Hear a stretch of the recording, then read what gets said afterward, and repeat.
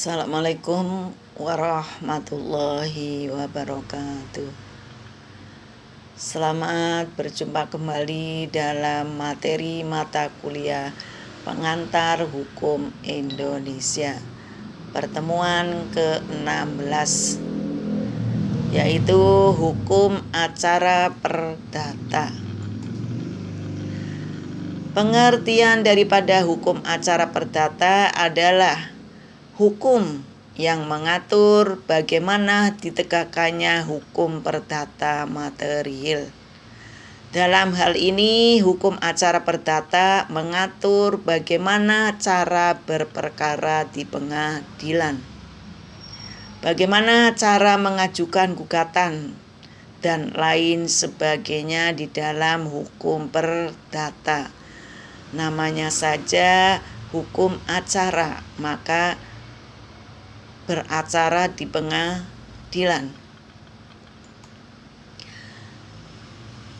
Tujuan daripada hukum acara perdata adalah mencegah terjadinya main hakim sendiri, sehingga akan tercipta suasana tertib hukum di dalam kehidupan bermasyarakat.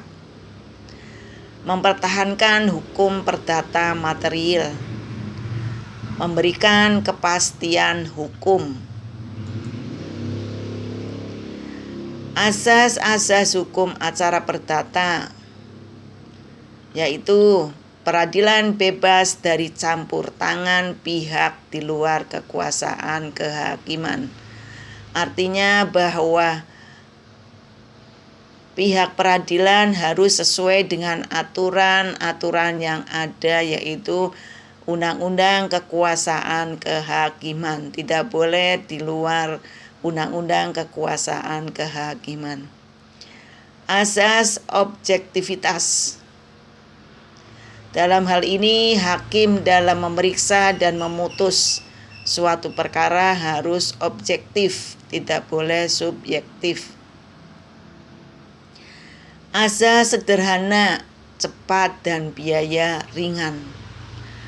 Sederhana dalam artian tidak berbelit-belit, sehingga akan cepat selesai dan tidak boleh terbebani oleh biaya yang mahal. Namanya asas sederhana, cepat, dan biaya ringan. Gugatan atau permohonan diajukan dengan surat atau lisan. Jadi namanya surat gugatan itu bisa dalam bentuk lisan maupun surat, tapi lebih bagusnya adalah dengan surat. Inisiatif berperkara diambil oleh pihak yang berkepentingan. Barang siapa yang merasa dirugikan, maka pihak yang merasa dirugikan mengajukan gugatan. Makanya arti daripada inisiatif berperkara diambil oleh pihak yang berkepentingan. Keaktifan hakim dalam pemeriksaan. Jadi di sini hakim harus aktif dalam memeriksa sebuah perkara.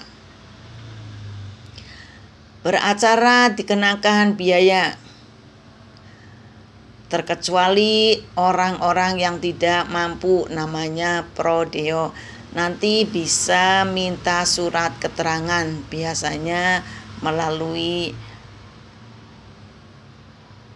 kecamatan. Jadi nanti di situ yang bertanda tangan adalah pihak camat.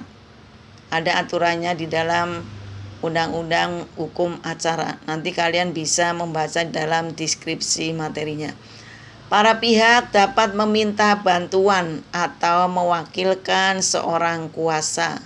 Di sini apabila para pihak tidak bisa menghadap langsung ke pengadilan, maka bisa minta bantuan melalui kuasa hukum. Kuasa hukum bisa diambil dari dalam pengadilan maupun di luar pengadilan. Sifat terbukanya persidangan, bahwa semua persidangan bersifat terbuka untuk umum, terkecuali persidangan dalam perceraian dan persidangan anak. Mendengar kedua belah pihak.